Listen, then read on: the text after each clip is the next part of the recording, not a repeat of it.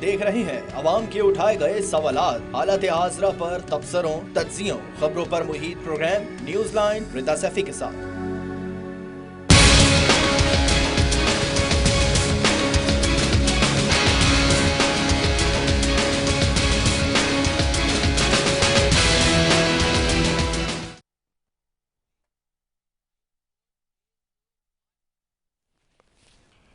अस्सलाम वालेकुम, मैं हूं रिदा सैफी। नाजरीन, सियासी मामलात पर आज बात करने से पहले बड़ी अहम खबर और बात यह कि पाकिस्तान की फ़ज़ाई हदूद की बिला इश्तियाल खिलाफ वर्जी हुई है। आज पाकिस्तान ने ईरानी सफ़ीर को तलब करके शदीद एहतजाज किया है। ईरान का पाकिस्तानी इलाके में हमला काबिल मज़ब्बत है। दफ्तर खारजा से जो तर्जुमान है आज वो ये कह रही थी। साथ ही बलूचिस्तान हुकूमत ने पंजोर वाक़े में जाँ बहक और ज़ख्मियों के लिए मुआवजे का ऐलान भी किया है। पाक ईरान ताल्लुकात में जो है इस वक्त मामलात ऐसे बन चुके हैं कि जिस पे बुराई के बादल इस वक्त छा चुके हैं। दूसरी जानिब ईरानी नायब सदर का जो बयान है वो इंतहाई काबिल मजम्मत बयान है और इंतहाई तशवीशनाक बयान है। कहते हैं पाकिस्तान को खबरदार किया था, हमारी तरफ से ऐसा रद्द अमल आना फितरी था, यानी कि इस बात को एक्सेप्ट कर रहे हैं कि जो मामला हुआ है वो होना ही था। कहते हैं ईरान अपनी सलामती के लिए कोई हुदूद मुकर्रर नहीं करेगा। ईरानी वज़ीर दिफा ने अपने बयान में ये बात की है, जबकि इस सारी सूरत हाल पे पूरे खित्ते की सिचुएशन को देखते हुए और ईरान और पाकिस्तान के मामलात को बीन बारीकी से जानते हुए चीन का एक बड़ा वाज़ेह स्टेटमेंट आज सामने आया है। इस सारे मामले पे अब से कुछ देर पहले चीन कहता है बलूचिस्तान में हमले के हवाले से कि पाकिस्तान और ईरान से तहम्मुल से काम लेने की अपील कर रहे हैं। चीनी वजारत खारजा की तर्जुमान अब से कुछ देर पहले ये बात कर रही थी। कहती हैं फ़रीक़ैन से कशीदगी में इजाफे का बाइस बनने वाले इक़दामात से गुरेज करने का मुतालबा कर रहे हैं। मुतालबा करते हैं कि आप दोनों तहम्मुल से काम लें खत्ते की सलामती के लिए और आपस में जो नेबरहुड है उसको भी मद्देनज़र रखें। दूसरी जानिब जहाँ ये सारा मामला है वहीं पर ईरान का बलूचिस्तान में जो हमला हुआ है उसमें 2 बच्चे पाकिस्तान में जाँ बहक हुए हैं। पाकिस्तान ने ईरानी नाज़िमुल उमूर को भी तलब कर रखा है। तो ये सारी सिचुएशन है, इसी सब पर बात करूंगी। मेरे साथ जी मौजूद है रिटायर्ड जनरल समरेश सालिक साहब मौजूद हैं, उनको खुशामदीद कहती हूँ, वेलकम करूंगी प्रोग्राम में। Thank you so very much Samaresh Salik साहब फॉर ज्वाइनिंग अस। आपको आवाज़ आ रही है मेरी? थैंक यू वेरी मच, बिल्कुल क्लियर आवाज आ रही है। Sir, it's very important and crucial point between Pakistan and Iran today. We have the situation which has arisen. The question is के ये जो सारी सूरत हाल बनी है, ऐसे में हम देख रहे हैं कि इस वक्त पाकिस्तानी एक डेलीगेशन भी वहाँ मौजूद था जिसमें चंद सहाफ़ी और सिंध के गवर्नर कामरान टिसोरी साहब की जो है वो लीडरशिप में वहाँ इस वक्त मौजूद थे, जो कि अब से कुछ देर कबल या फिर इस वक्त इसी राउंड टाइम जिस वक्त हम बात कर रहे हैं लैंड करने वाले होंगे वापस आ रहे पाकिस्तान। लेकिन जो सिचुएशन इस वक्त बहुत ही क्रूशल क्रिटिकल थी, क्या उन लोगों को नहीं मालूम था? और ये जो सिचुएशन इस वक्त इमर्ज हुई है, इसको आप खत्ते की सूरत हाल से अगर हम देखा जाए ओवरऑल तो कैसे देख रहे हैं? देखिए, मैं तो समझता हूँ कि ईरान हमारा नेबरिंग कंट्री है, ब्रदरली कंट्री है, लेकिन ईरान ने हमेशा से एरोगेंटली बिहेव किया है। अगर उसको कोई इस तरह के मसाइल हैं तो उनको बातचीत से हल करना चाहिए। वेरी अनफॉर्चुनेट कि उन्होंने एक एग्रेसिव एक्शन लिया है, जबकि जो रीजन के हालात और दुनिया के हालात इस तरह की चीज़ों को परमिट नहीं करते। ऑलरेडी ईरान जो है वो 3 साइड के ऊपर जो है वो इस तरह के एक्शन कर रहा है और उसने पाकिस्तान को भी इन्वॉल्व करने की कोशिश कर रहा है। वेरी अनफॉर्चुनेट, वेरी डिप्लोरेबल, और मैं समझता हूँ कि बहुत मैच्योर एक्शन नहीं है ईरान की तरफ से। ठीक है, अब सर मैच्योर जो है वो रिएक्शन नहीं है, लेकिन अभी इस वक्त जो सूरत हाल बनी हुई है, ख़ास तौर पे जो ईरानी नायब सदर का स्टेटमेंट है, you must have gone through with that as well and you must have heard that कि वो कहते हैं कि पाकिस्तान को खबरदार किया था, हमारी तरफ से ऐसा रद्द-ए-अमल आना फितरी था। तो यानी कि they are very loud and clear. देखिए, बात यह है कि नॉन स्टेट एक्टर्स इस रीजन में हर मुल्क में मौजूद हैं। अफगानिस्तान में भी है, पाकिस्तान में भी हैं, इंडिया में भी हैं, ईरान में भी है। ये नॉन स्टेट एक्टर्स जो है ना वो किसी स्टेट के ऐसा कंट्रोल में नहीं होते, तो इनकी एक्सक्यूज बना के इस तरह का एक्शन करना वो तो जस्टिफाइड नहीं है। ईरान को समझना चाहिए कि ये डेफिनेटली पाकिस्तान की तो फुल एफर्ट है और हर लिहाज से उन्होंने कोशिश की है कि यहाँ से इस तरह की एक्टिविटी ना हो, लेकिन फिर भी ये ऐसे स्प्लिंटर ग्रुप्स हैं जिनको 100% कंट्रोल करना मुमकिन नहीं होता। उनकी तरफ से भी ऐसी चीजें होती रही हैं। तो ये जस्टिफिकेशन मेरे नज़दीक वैलिड नहीं है जो जिसको वो यूज़ कर रहे हैं। सर आपने बिल्कुल पर्टिनेंट पॉइंट क्या कि जो इस तरह से नॉन एक्टिव स्टेट के जो हैं वो उसके ऊपर हमने बात करनी चाहिए, लेकिन अब अगर इसी को बेस बना के ईरान के नायब सदर इस तरह का, क्योंकि देखिए पोजीशन उनकी बड़ी स्ट्रांग है, जिस तरफ से स्टेटमेंट आ रहा है एक नायब सदर के पोजीशन से इस तरह का स्टेटमेंट आना, क्या वाकई उन्होंने जो है बहुत जल्दबाजी का मुजाहिरा किया है? एक चीज़, और दूसरा अब चीन ने भी हमारे इस सारे मामले को क्लोजली मॉनिटर करते हुए अभी थोड़ी देर पहले ही तर्जुमान चीनी वजारत ख़ारजा ने अब से कुछ देर पहले ही एक बयान जारी किया है जिसमें उन्होंने कहा है कि पाकिस्तान के सूबे बलूचिस्तान में नकीजम से होने वाले हमले पर चीन के जो ख्यालात हैं वो बहुत ही ज़्यादा तशवीशनाक हैं, वो कंसर्न शो कर रहे हैं, और वो ये भी कह रहे हैं कि जी ये जो सूरत हाल है इसके ऊपर तहम्मुल से काम लिया जाए और इस तरह के जो मामलात हैं उसको ख़ास तौर पर देखा जाए, और ये ना किया जाए कि जल्दबाजी में आपस में कोई जो है कशीदगी वाली सूरत हाल की तरफ जाया जाए।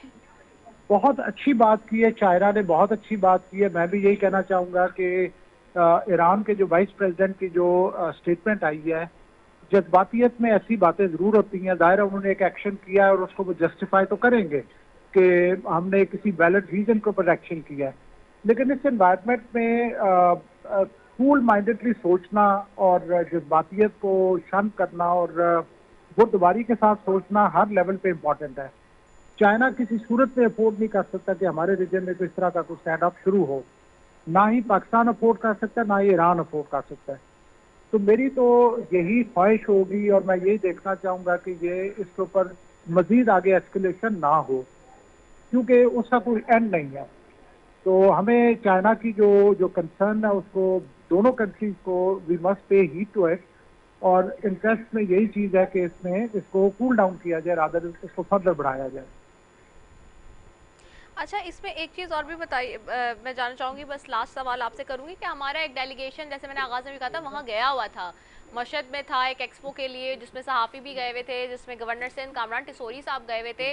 तो ये ऐसी सूरत हाल में इस तरफ से ये हुआ है कि जिस वक्त हमारी तरफ से तो एक फ्रेंडशिप जेस्चर के तौर पे लोग वहाँ पे थे भी, लेकिन क्या ये जो वहाँ गए हुए थे लोग, क्या उनको नहीं पता था ऐसी सूरत हाल का कि इतनी संगीन सूरत हाल है, इस तरह की सिचुएशन पीछे से बन गई है? डेफिनेटली हमारे डेलीगेशन को तो नहीं इल्म में होगा, और इवन पाकिस्तान सरप्राइज हुआ है कि ये इस तरह की सडन एक कार्रवाई हुई है। लेकिन ऑल द मोर डिप्लोरेबल कि जब आपके पास एक मुल्क के मेहमान आए हुए हैं उस वक्त आप इस तरह का कोई एक्शन करें, तो मेरे नज़दीक एक रैश और डिप्लोरेबल एक्शन है ईरान का, जो कि उन्हें नहीं करना चाहिए था। और ये इस तरह के मसाइल को बातचीत से और डिप्लोमेसी से इनको हल करने की कोशिश करनी चाहिए थी। ठीक है, डिप्लोमेसी के साथ और मामलात को हल अफ़ाम तफ़हीम के साथ करना चाहिए। बहुत शुक्रिया। जनरल रिटायर्ड समरीत सालिक साहब हमारे साथ मौजूद थे और हम बात कर रहे थे ईरान के हवाले से, जो ईरान ने इस वक्त एक माहौल पैदा कर दिया है। ईरान और पाकिस्तान के बॉर्डर पे कशीदगी का सूरत हाल है, पाकिस्तान में जाने गई हैं इस सारे मामले पे, और इंतहाई अफसोस के साथ ये कहना पड़ता है कि पाकिस्तान ने अपने जो इस वक्त ईरान से सफ़ीर हैं उनको बुलाने का कह दिया है, और ईरानी सफ़ीर को भी मुल्क से बाहर जाने के लिए कह दिया, यानी कि ईरान वापस जाने के लिए कह दिया, मुल्क बदर कर दिया है। तो सिचुएशन इज़ क्रिटिकल जी। नेक्स्ट सेगमेंट की तरफ जाएंगे और सियासी सूरत हाल पे बात करेंगे, लेकिन मुझे यहाँ एक शॉर्ट कमर्शियल ब्रेक भी लेना है। उसके बाद मैं वापस आ रही हूँ, आपने कहीं नहीं जाना, स्टे ट्यून।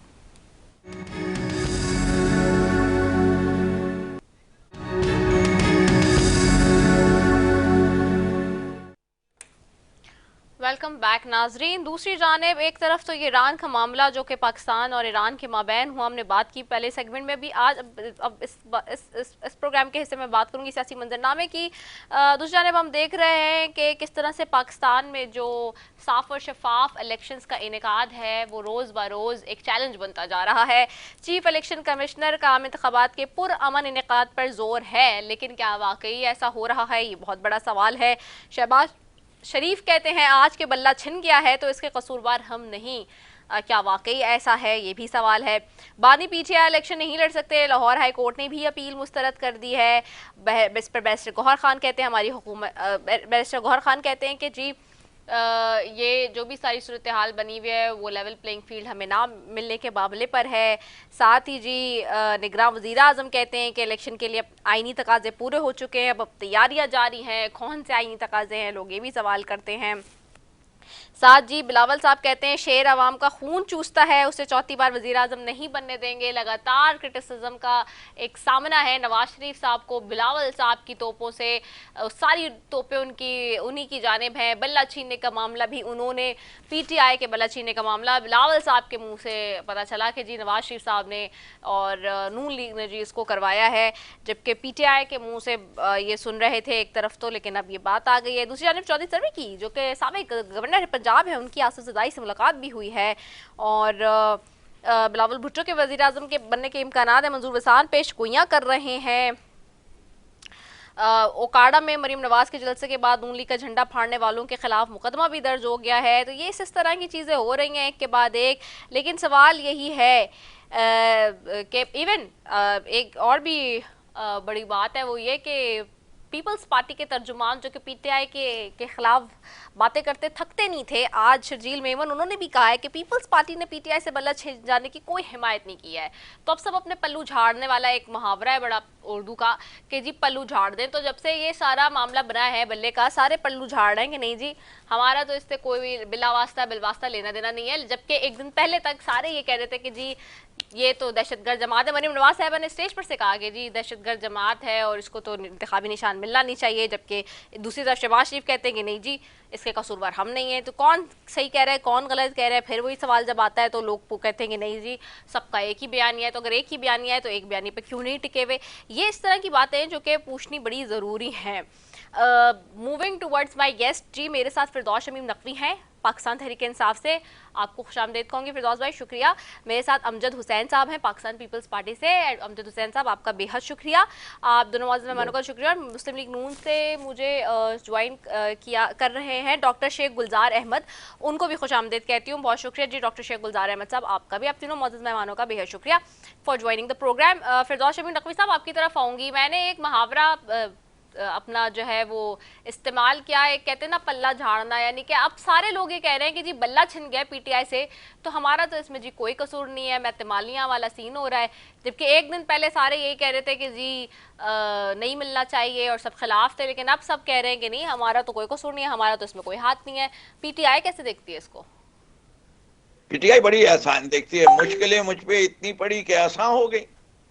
तो हमें कोई गिला नहीं है, किसी से नहीं है, बात सारी आया है।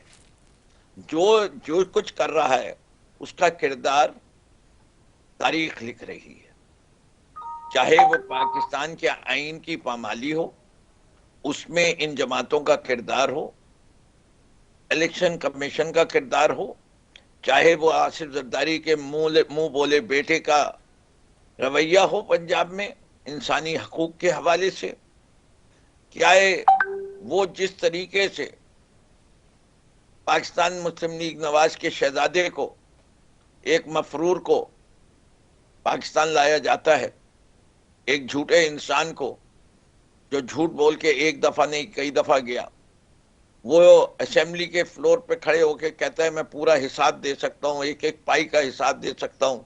आज तक इस कौम को ये नहीं बताने से कासिर है कि एवन फील्ड के अपार्टमेंट किसके हैं। नैब ने अलबत्ता उन्हें माफ कर दिया। क्यों कर दिया? इससे कि उन्होंने पहले नैब का कानून तब्दील करवाया। क्या अब जरूरत यह कि नैब साबित करे कि ये अपार्टमेंट जो है नवाज शरीफ के, अगर ये नहीं साबित कर सकती नैब तो नैब का केस नहीं होगा। वाह, व्हाइट कॉलर क्राइम के लिए ये कब से रसूल दुनिया में बनने लगा। ये सिर्फ आसिफ जरदारी साहब का ज़हीन किस्म का, और ऐसी भी ज़हीन नहीं, लोमड़ी वाली जहानत, सेल्फ डिफीटिंग, कि उन्होंने एक प्राइम मिनिस्टर को सेक्रीफाइस कर दिया कि स्विस केस में नहीं जाना, खत नहीं लिखना, और फिर वक्त आया तो वो सारे कागजात जो थे वो वापस लिए और वाजिद शमसुल्लाह हसन से क्या, बेटा जाओ इनको सबको जो है नदी में बहा दो, जा आग लगा दो। तो ये पाकिस्तान की सियासत है। और नैब के केसेस क्यों नहीं हो रहे थे, और आसिफ जरदारी साहब का जो मशहूर 11 साल कैद में रहे, वो भी एक अजीब कहानी है। उन 11 साल में कोई एक केस भी पाए तकमील नहीं पहुंचा। कमाल के वकील थे फारूक नाइक साहब, कि कभी जज को बीमार कर देते थे, कभी खुद बीमार हो जाते थे, कभी प्रोसिक्यूटर बीमार हो जाता था, कभी विटनेस गायब हो जाते थे। कोई एक केस के अंदर बरी नहीं हुए। बरी इसलिए हुए कि 11 साल से ज्यादा कैद किसी केस में नहीं थे। नहीं भाई, थी, डिस्क्वालिफिकेशन थी। और अब देखें कितना आला हमने फैसला दिया है। मर्डर के 14 साल और पूरी कौम का मर्डर कर दो तो 5 साल काफी। ये सारी बातें तारीख में लिखी जाएंगी, इसमें परेशानी की क्या बात है। अवाम को शऊर आ गया है, हमारा काम शऊर देना है। अवाम खुद फैसला करेगी। अब के अवाम ने फैसला कर लिया है, किसी को भी वोट दे देंगे, शेर को नील करेंगे। शेर पे वो खानों वाली मोहर नहीं लगेगी, जूते लगेंगे। कोई भी आ जाए, शेर को वोट नहीं पड़ेगा। हम तो ये कहते हैं भूल जाएंगे ना हमारे सिंबल कि किसका क्या सिंबल है। अव्वल तो हम याद करा देंगे, और अगर याद नहीं कर सके लोग तो हम एक काम कर देंगे, हम ये कह देंगे कि शेर पे नहीं लगाना। ठीक हो गया है, सही हो गया है। अच्छा, मैं आपकी तरफ आती हूँ अमजद हुसैन साहब। अमजद साहब, पीपल्स पार्टी अब क्यों ये कह रही है, जब बल्ला छिन गया है, कि जी हम तो इसके हक में नहीं है, और क्यों अब नवाज शरीफ साहब को बार बार हर रोज़, हर सुबह दोपहर शाम उनको कहा जा रहा है कि जी आप खून चूसेंगे, आप वज़ीर आज़म नहीं बन सकते, बनेंगे तो आपने लुट दबो देनी है पूरे मुल्क की। एकदम से ऐसा क्या हुआ है? आप तो नवाज शरीफ के, शहबाज शरीफ के बड़े प्यारे चहीते वज़ीर ख़ारजा थे। बहुत शुक्रिया। जिस तरह आप फरमा रही हैं, बुनियादी तौर पे बल्ला छिन जाने वाला जो इवेंट है, इसको तो हम सिंपल इसको डिस्कस करेंगे। तो बल्ले का issue supreme court of Pakistan में गया। आप पीटीआई को इलेक्शन कमीशन ने कहा कि आप अपना इलेक्शन करवा दें। अगर पीटीआई ये समझती थी कि इलेक्शन ठीक हुए हैं या उनको इलेक्शन की जरूरत नहीं है, तो पीटीआई को इलेक्शन कमीशन के साथ अपना मुद्दा रखना चाहिए था। अब पीटीआई की लीडरशिप ने ये डिसीजन किया कि वो इलेक्शन करवाना चाहते हैं as per directions of election commission. तो इलेक्शन कमीशन के डायरेक्शंस पे उन लोगों ने इंट्रा पार्टी इलेक्शन करवा दिए। अब जब इंट्रा पार्टी इलेक्शन करवा दिए तो ये चैलेंज हुआ, ये सुप्रीम कोर्ट तक चला गया, ये पेशावर हाई कोर्ट से होते हुए सुप्रीम कोर्ट गया। सुप्रीम कोर्ट के अंदर इस चीज को थ्रेश आउट किया गया।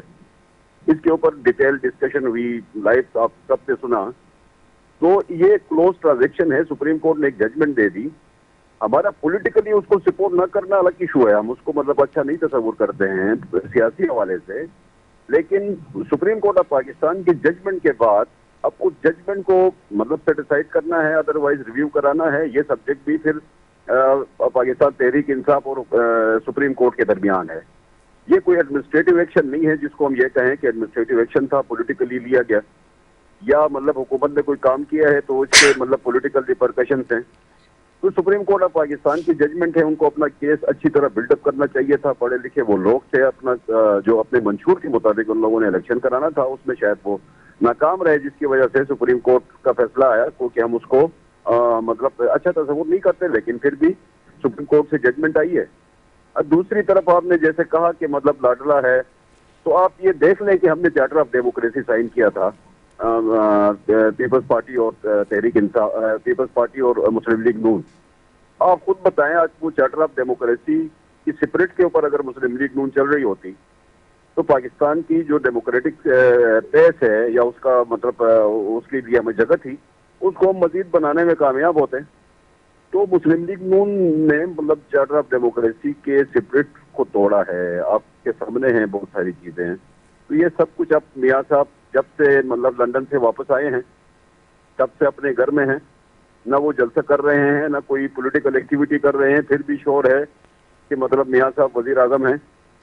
तो ये इस तरह की जब बातें हों, इस तरह की जब मीडिया के अंदर परसेप्शन फैलाए जाएं, तो आप फिर उसको लाडला ही कहें। तो हम तो लाडला ही कह रहे हैं और क्या कहेंगे। और दूसरी बात ये है कि शेर की खसलत है कि वो खून चूसता है। अगर शेर की खसलत कुछ और होती तो हम कोई और बात करते हैं। हम तो तनकीद भी करते हैं तो बड़े पोलाइट अंदाज में करते हैं, उसमें तो मतलब उसकी खसलतें बयान कर रहे हैं, शेर की खसलतें, वो जानवर है, उसने खून चूसना है, वो खून चूस के ही उसकी मतलब प्यास या उसका उसका जो मतलब भूख है वो मिटती है।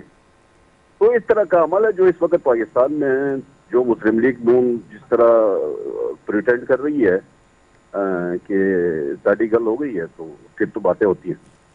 अच्छा, इसमें एक चीज़ और भी है ना अमजद हुसैन साहब, कि ये जो बलूचिस्तान की तरक्की के रुकने की बात बार बार बिलावल साहब नवाज शरीफ साहब से जोड़ रहे हैं, ये क्या कनेक्शन है? नहीं, आपको थोड़ा सा उसको पीछे जाना पड़ेगा कि जब जी। हमने आगाज हकूक बलूचिस्तान जरदारी साहब के दौर हुकूमत में शुरू किया था, तो वो आगाज हकूक बलूचिस्तान के ऊपर in true letter and separate अमल नहीं हुआ। देखें, पाकिस्तान पीपल्स पार्टी 2008 से 2013 तक हुकूमत में रही, उसी में ही मतलब हमने आइन के अंदर से मतलब एनएससी नया किया, फिर एक इन अमेंडमेंट कर दी और बहुत सारे पावर्स प्रोविंशियल डिवॉल्व कर दिए, उससे सूबों को इख्तियारात गए और साथ साथ आगाज हकूक बलूचिस्तान हुआ। तो आगाज हकूक बलूचिस्तान भी किसी जगह में अगर रुक गया तो वो मियाँ साहब की हुकूमत में रुका और आन बाट उसका जो नतीजा था, आज भी मतलब वो हमारे भाई हैं, बलोची भाई हैं, वो जो कि मतलब तकलीफ में है, मुश्किल में है। तो ये हालात है आपके सामने, हम इसलिए कहते हैं। अच्छा ठीक है, फिरदौस शमीम नकवी साहब आपकी तरफ वापस आऊँगे। फिरदौस भाई, ये अब जो सिचुएशन बनी हुई है, इसी सूरत हाल में सबने आज़ाद लड़ना है, पार्टी का स्लोगन नहीं है, लोगो छीन लिया गया है, सारी चीज़ें हो गई हैं, तो ना झंडा उठाने की इजाज़त है आज़ाद उम्मीदवारों के तौर पे भी जो लोग कर रहे होंगे। तो ऐसी सूरत हाल में हालात क्या लगते हैं कि इलेक्शन वाले दिन फिर कैसे, जब इलेक्शन लड़ते हुए में ये हालात है, तो जब रिजल्ट आ रहे होंगे तो क्या हालत होगी? जी फिरदौस भाई, फिरदौस भाई आपको मेरी आवाज़ आ रही है? फिरदौस भाई आपको आवाज़ आ रही है? आई थिंक उनसे कहें कि अनम्यूट करें अपना वॉल्यूम, क्योंकि स्काइप की मुझे आवाज़ नहीं आ रही। फिरदौस भाई आप अपनी आवाज़ अनम्यूट कर दें। हाँ जी, आवाज जी आ रही है जी, आपको? अब आ रही है, अब आ रही है। जी जी जी जी। आई एम सॉरी, वो मेरा हाथ से लग के नहीं नहीं, म्यूट कोई किया बात नहीं, गया कोई था। बात नहीं जी। मैं सिर्फ ये कहना चाहता हूँ कि देखिए, ये जो कुछ हो रहा है उसके पीछे एक साजिश है। साजिश क्या थी कि अगर PTI as a party election नहीं लड़ेगी तो इससे ऑटोमेटिकली 30% सीटें खत्म हो जाएंगी। इससे कि पाकिस्तान में सिर्फ सियासी जमातों को औरतों की 25% सीटें और 5% माइनॉरिटी की मिलनी पड़ती। यानी अगर पीटीआई 100 सीटें जीतती तो उसके ऐवान में 130 सीटें हो जाती। अब पीटीआई का चूंकि बल्ले का निशान नहीं है और वो खड़ी नहीं हुई है, तो उसके पास सिर्फ 100 की 100 ही रहेंगी, 130 नहीं कर सकेगा। लेकिन इन्होंने हमारा काम आसान कर दिया। जब हमें आजाद कर दिया, हम आजाद लड़ेंगे और हम उस जमात का हिस्सा बन जाएंगे जिनसे हमने पहले से तैयारी की हुई थी। उन्होंने सिर्फ एक एक दो दो नाम दिए हुए अपनी लिस्टों में, बाकी वो नाम उन्होंने हमारे लिए छोड़ दिए कि जितने आपके आएंगे हम आपकी औरतों और माइनॉरिटी के लोगों को डाल देंगे। वो मसला हल हो गया। जैसे कि हमने तो एक उस पे भी लड़ने के लिए इंतजाम किया हुआ था। पाकिस्तान तहरीक इंसाफ नजरियाती थी एक जमात, आज की नहीं बनी हुई, हमने नहीं बनाई, 2015 से रजिस्टर्ड है, इलेक्शन कमीशन से अप्रूव्ड जमात है। उसके साथ, उसके चेयरमैन के साथ जो कुछ किया उसके ऊपर भी ये सारी पार्टियां खामोश रही। हमने एग्रीमेंट तक दिखा दिया कि ये एग्रीमेंट है, हमारे पास वीडियोस भी हैं, 2500 टिकट भी साइन किए। लेकिन पाकिस्तान में जमहूरियत है, इनके सब के मुंह सिल गए कि कोई बात ही नहीं हुई। इनको बड़े कह रहे हैं कि पीटीआई ने बहुत गलतियां की अपने इलेक्शन में। इनसे पूछ लें कि आज तक बिलावल भुट्टो और आसिफ जरदारी के खिलाफ कोई खड़ा हुआ है? हमेशा नपोज रहे, मौरूसी सियासत के हैं। हमने तो तब भी एक आउटसाइड आदमी को चेयरमैन बनाया जिसका इमरान खान से कोई रिश्तेदारी नहीं है, लेकिन इन सब के मुंह से ले गए। आगे चलिए, फिर क्या किया, इन्हीं का सिंबल ले लो, ये क्या करेंगे। हमने भी इस इलेक्शन को ऐसा मजेदार कर दिया तुमने चारपाई निशान दिया, हमने चारपाइयां लटका दी कॉन्स्टिट्यूएंसियों में। तुमने ईंट का निशान दिया, हर ईंट के ऊपर पाकिस्तान तहरीक इंसाफ का झंडा करके हमने हर दुकानदार ने बाहर एक एक ईंट रखनी शुरू कर दी। यहां तक जुल्म हो रहा है कि अब एज एन इंडिपेंडेंट कैंडिडेट में किसी सियासी आदमी को पता नहीं कायदे आजम की भी तस्वीर लगाने देंगे या नहीं लगाने देंगे। कायदे आजम को भी सियासी कह के कह देंगे इसकी तस्वीर भी लगाई तो ये आदमी जो है फारिग इलेक्शन से। ठीक हो गया। एक कायद ने बनाया था, दूसरा कायद बचाएगा। वही कायदे आजम के उसके अंदर जो है हम इमरान खान की शक्ल भी दिखा देंगे, तो निकलवाएं जरा। हमारे लोग काम कर रहे हैं। एक तरफ से देखो कायदे आजम, दूसरी तरफ से देखो तो नवाज या इमरान खान। अब किसकी तस्वीर को वह हटा रहे हैं? हम लाएंगे ऐसे, हम ऐसी स्क्रीन सेवर्स ले आए कि आपने अपना NIC नंबर डाला तो आपको अपने NIC के नंबर के हवाले से ये पता चल जाएगा कि मेरा वोट किस जगह है और मेरे कैंडिडेट कौन कौन है। उनकी तस्वीर भी आ जाएगा, उनका कंटेस्टिंग का निशान भी आ जाएगा। हमें इस बात की परेशानी नहीं है कि लोग किस तरह रिश्ता ढूंढेंगे, किस तरह देखेंगे कि PTI का कैंडिडेट कौन है। आप देखिएगा कि जब तक इलेक्शन की तारीख आएगी आप रिदा खुद निकलिएगा सड़क के ऊपर और ये सवाल पूछेगा आपको मालूम है PTI का कौन कैंडिडेट है। ना जवाब मिले 99% लोगों से कि ये PTI का कैंडिडेट है, फिर बात कीजिएगा मुझसे। वो भी हमने हल करके बैठ रहेंगे इंशाल्लाह। और इस सारी चीजों से हमदर्दी, कितनी हमदर्दी बढ़ गई PTI का ग्राफ कहां पहुंच गया जी। करते जाए, पाकिस्तान के लोग हिम्मत नहीं आनी। अब हमने एक और स्लोगन चलाया हुआ है, सबको वोट दे देना, गधा जो शेर की खाल पहने हुए उसको वोट मत देना। अच्छा ठीक है। मैं डॉक्टर शेख गुलजार अहमद साहब की तरफ भी जाऊंगी। डॉक्टर शेख साहब, आपको आवाज आ रही है मेरी?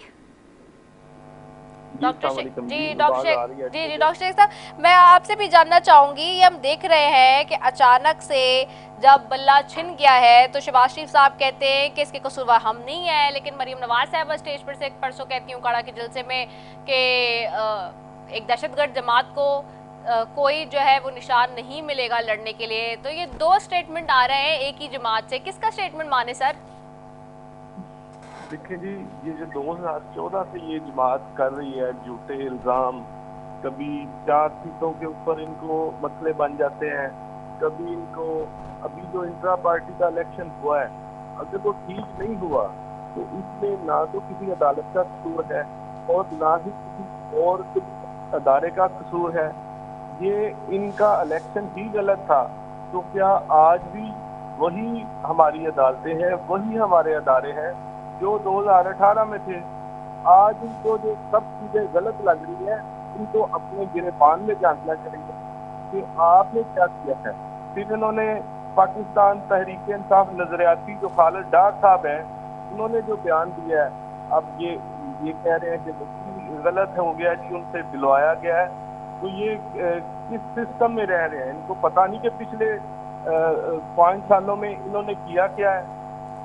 इनको ये भी तो समझ आनी चाहिए कि अब जो इन्होंने किया वो इनको नजर आ रहा है कि पाकिस्तान में हमने जो किया है, अब आगे एक ही पार्टी है जिसने हमेशा पाकिस्तान में तरक्की लाई और वही जमात आने वाली है, ये इनको पता है। इसकी वजह से ये आज सारे घबराए हुए हैं जी। अच्छा डॉक्टर शेख गुलजार साहब, ये भी बताएं, जो मेरा सवाल था आपने उसको तो जवाब नहीं दिया। चलें, ये बातें तो आपने कर दी जो है रिवायती बातें, लेकिन मुझे ये भी तो बताइए कि अब बल्ला का जब निशान छिन गया है, मुझे जवाब तो देने दें इनको। जी फिरदौस भाई, मैं 1 मिनट मुझसे इस पे भी बात कर लूँ ना, बल्ले वाली बात पे, फिर आपकी तरफ ही आ रही हूँ। ये जो बल्ले का मामला है जिसमें शहबाज शरीफ साहब कहते हैं कि बल्ला छिन गया तो उसको कसूरवार हम नहीं है, लेकिन मरीम नवाज साहबा कहती हैं दूसरी तरफ कि जी दहशतगर्द जमात को जो है वो इंतखाबी निशान नहीं मिलना था इसलिए छिन चुका है। तो ये दो बातें आ रही हैं आपकी सियासी जमात से। अब किसका स्टेटमेंट माने, शहबाज साहब का माने या मरीम साहबा का माने, ये तो बता दें। देखें, अगर शहबाज शरीफ साहब ने ये कहा है कि ये इसमें अदालतों के फैसले हैं, इलेक्शन कमीशन जो है ये उनके फैसले हैं, तो जो जमात हमेशा से 2 नंबरी करती है उनको बिल्कुल ऐसे नहीं आना चाहिए। जो जमात बिल्कुल अपने जो इलेक्शन है वो पार्टी करवाती तो इनको जरूर आना चाहिए था, इनको निशान मिलना चाहिए था। अब ये अगर ये 2 नंबरी करेंगे तो इनको बिल्कुल, ये जमात जो है ये हमेशा से ऐसे करती है और इसी वजह से आज इनके पास बल्ले का निशान नहीं है। अच्छा ठीक है जी, फिरदौस भाई जी आप क्या कह रहे हैं? ये पहली चीज, बल्ले का निशान हमारे पास नहीं है, लेकिन एएनपी ने भी इलेक्शन नहीं कराया था, उनको सिर्फ 2 लाख की पेनल्टी लगाई, बल्ले का निशान रहने दिया। चलो भाई हम पे 10 लाख की लगा देते, क्या कसूर सेम नहीं है? ये दोहरा मेयार क्यों? ये भी छोड़ दो जी, बता दो कि इस वक्त पाकिस्तान के अंदर कोई हुकूमत भी आईनी है? बता दो मुझे आइन की किस चेक के तहत कोई हुकूमत, आप क्यों खामोश बैठे हैं पाकिस्तान की आइन की पामाली पे? क्या दिखा दे कि 90 दिन के बाद पंजाब में इलेक्शन नहीं होना था? क्यों शहबाज शरीफ साहब ने हुकूमत नहीं छोड़ दी थी? और ये आए किस लिए थे? कह के दोनों हजरात, वो एक शहजादे जो सारी दुनिया में घूमते फिरे रहे, वो भी हुकूमत का हिस्सा थे, आए थे शोर मचाते हुए कि महंगाई बहुत बढ़ गई। महंगाई घटी या बढ़ गई? अब कहते हैं वो पीटीआई की वजह से हुआ था। मान लिया भाई पीटीआई ने 3 साल हुकूमत की थी, तुम कब से हुकूमत कर रहे हो? बानिए कायदे आज़म की जमात हो, बानिए पाकिस्तान की जमात हो, तो 1947 से आप हुकूमत कर रहे हैं, या हुकूमत नहीं कर रहे तो सियासत तो कर ही रहे। तो आपने क्या कौन से तीर मार दिए? क्या मैं कहूं कि अगर पाकिस्तान आज बांग्लादेश से पीछे है तो उसमें नून लीग और पीपल्स पार्टी और फौज के डिक्टेटर्स का हाल है? हम तो थे ही नहीं उसका हिस्सा। सही कह रहा हूं या गलत? हम चाइना क्यों नहीं बन सके? हम साउथ कोरिया क्यों नहीं बन सके? पीटीआई तो एग्जिस्ट नहीं करती थी। हमारा तो वजूद ही 1996 में आया, और उसके बाद भी इक़्तिदार पहली दफा 2018 में आया। 1947 लेके 2018 का हिसाब पाकिस्तान के अवाम को कौन देगा? उन सालों का सारी बुराइयां पीटीआई ने पैदा कर दी। क्या 2018 में दूध की नहरें बह रही थी जब नवाज शरीफ छोड़ के गए थे? क्या उस वक्त पाकिस्तान मकरूज नहीं था?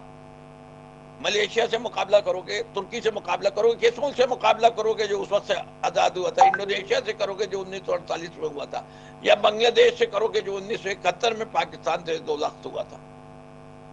बड़े आराम से निकल जाओगे? नहीं निकलने देंगे पाकिस्तान के अवाम। सवाल पूछेंगे कि हर दफा जब तुमसे सवाल पूछा गया तुम्हारी दौलत के बारे में, हिसाब देने से कासिर हमेशा खतरी खता है। इस्साक डार साहब बयान देते हैं हल्फन कोर्ट के अंदर, उसके बाद मुकर जाते हैं कि जी बाय फोर्स हुआ था। ये जो इलेक्शन कमीशन ऑफ पाकिस्तान है उसने मना कर दिया, मैं तहरीक सदर के साथ नहीं बैठूंगा तारीख देने के लिए। और ये जो 8 फरवरी की तारीख दी है वो उन्हीं ने अपनी अम्मा जान के साथ बैठ के तारीख दी है। फिरदौस भाई कंट्रोल। क्यों बैठे? कह देते नहीं बैठूंगा सदर के साथ।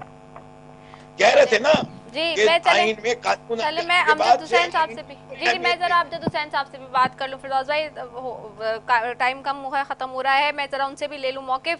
अच्छा अमजद हुसैन साहब ये बताइएगा कि अब बिलावल साहब कह तो रहे हैं कि नवाज शरीफ साहब नहीं आए इक़्तिदार में, चिक चिक के कह रहे हैं कि उनके आने से क्या हालात बनेंगे, क्या पोजीशन बनेगी, लेकिन क्या आपकी बात रखने वाले रखेंगे भी या नहीं? और दूसरा सवाल ये कि इस दफ़ा तो कहते हैं कि जी सिंध में भी बड़े मुश्किल होगा हुकूमत बनाने का, कि यहाँ जो अलाइंस है, जो इत्तेहाद है, उसको बड़ा एक्टिव किया गया है और वो भी बड़ा पेश है। एक बशीर मेमन साहब से बड़ी पूरी सिंध की आपकी काबीना डरी हुई, निसार कोड़ो साहब उनके खिलाफ बात कर रहा है। उस दिन प्रोग्राम में सेनेटर ताज हैदर साहब ने पूरी प्रेस इस्लामाबाद में उनके खिलाफ कर दी कि जी नून लीग में वो क्या आ गए सिंध में, तो जैसे बहुत ज़्यादा जो है कोई डर खौफ की फ़ज़ा फैल गई हो।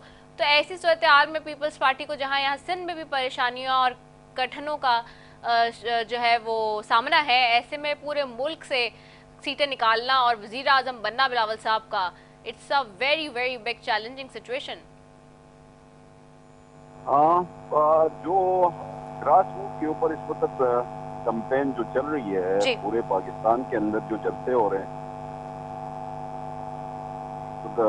के पास हम जा रहे हैं, तो लोगों की तरफ से जो जोश और खरोश हमें नजर आ रहा है मैं खुद लाहौर में हूँ, लाहौर की गलियों में हूँ, तो लाहौर की गलियों में तो हमें तो ऐसा नहीं लग रहा कि मियाँ साहब के लिए कोई मतलब यहाँ पे कोई रेड कारपेट बिछाया गया है। अवाम की नजरें तो इस वक्त बिलावल के साथ जुड़ी हुई हैं, क्योंकि बिलावल साहब ने जो 10 पॉइंट्स का एजेंडा दिया है, जो एक मुआहिदा किया है माशी अवाम के साथ, उसको पजीराई मिल रही है। हम तो इस बात पे कर रहे हैं कि हमारी सीट एडजस्टमेंट जुल्फिकार अली भुट्टो साहब ने अवाम के साथ की थी, वही सीट एडजस्टमेंट बेनजीर साहिबा ने अवाम से की है। आज बिलावल वही सीट एडजस्टमेंट अवाम से करना चाहते हैं। तो पाकिस्तान पीपल्स पार्टी की हमेशा से सीट एडजस्टमेंट अवाम के साथ रहती है और अवाम की मतलब जज्बात के ऊपर हमारी सियासत होती है। तो हम तो अवाम के जज्बात के हिसाब से बात करते हैं कि मियाँ साहब के वजीर आजम बनने का कोई भी चांस नहीं है, क्योंकि हम अवाम में हैं और अवाम में जा रहे हैं, मतलब मुख्तलिफ जलसे कर रहे हैं और एक्टिविटीज हो रही हैं। और आप खुद देखें कि जितनी एक्टिविटीज पाकिस्तान पीपल्स पार्टी ने शुरू की हुई है और जो कैंपेन पाकिस्तान पीपल्स पार्टी के चेयरमैन लीड कर रहे हैं, जहां भी जाते हैं जलसे हो रहे हैं, तो पाकिस्तान पीपल्स पार्टी के जलसे हो रहे हैं। अगर कैंपेन हो रही है तो पाकिस्तान पीपल्स पार्टी की कैंपेन हो रही है।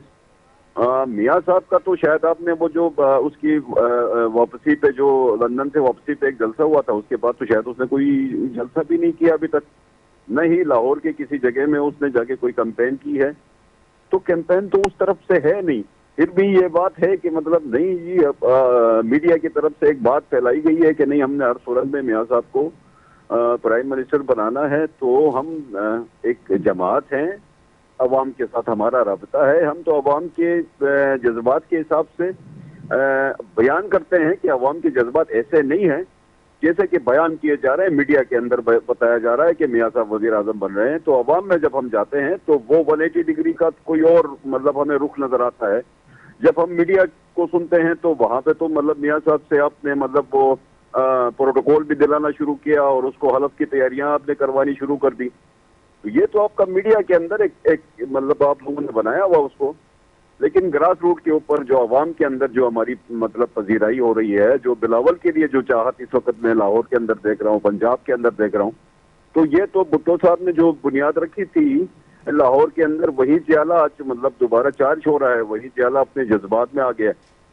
तो यहाँ पे तो लाहौर के अंदर एक अजीब सा समा है, एक मतलब पीपल्स पार्टी की तरफ लोगों का जोक दर जोक शमूलियतें हो रही हैं और बिलावल जरदारी साहब की कैंपेन, अपनी जो कैंपेन है, देखें बिलावल साहब का फैसला देख लें कि इन्हें 127 से उसने फैसला इलेक्शन लड़ने का जो फैसला किया, ये फैसला कोई छोटा तो फैसला नहीं था, बहुत बड़ा फैसला था। लाहौर के अवाम के साथ एक दोबारा एक तजदीद थी, क्योंकि भुट्टो साहब इलेक्शन लड़े थे लाहौर से और उसके बाद बीबी साहिबा इलेक्शन लड़ी थी। तो आज बिलावल साहब अपने लाहौर के मतलब जिंदा दिलान लाहौर के अंदर आ गए हैं और जिंदा दिलान लाहौर एक ऐसी कैंपेन चला रहे हैं बिलावल साहब की। तो आप देखेंगे इंशाल्लाह 8 तारीख को तो सरप्राइज मिलेगा मियाँ साहब को। ठीक हो गया, 8 तारीख को सरप्राइज मिलेगा मियाँ साहब को। बहुत शुक्रिया फिरदौस शमीम साहब आपका, अमजद हुसैन साहब आपका, डॉक्टर शेख गुलजार अहमद साहब आपका, तीनों मौजूद मेहमानों का बेहद शुक्रिया। नाजरीन, हर कोई क्लेम कर रहा है अपने अपने बलबूते पर, क्योंकि जाहिर सी बात है इलेक्शन का माहौल है और इलेक्शन हो रहे नहीं हो रहे, इस पर भी बीच में जो है सारी सियासी जमातें बहुत ही गुमसुम हैं और खोई हुई हैं और बहुत ज़्यादा जिसको कहते हैं ना गंभीर सूरत हाल के अंदर डूबी हुई हैं। लेकिन अवाम का असल चैलेंज है, अवाम को क्लियर होना चाहिए with their thoughts, with their mind, with their brain and with their heart कि उन्होंने आखिरकार किसको वोट डालना है, अपनी किस्मत बदलनी है, पाकिस्तान की किस्मत बदलनी है, या फिर इन्हीं हालात के साथ मुल्क को आगे लेके जाना है। इसी के साथ जी अपनी मेज़बान रसफ़ी को दीजिए इजाज़त। पाकिस्तान जिंदाबाद।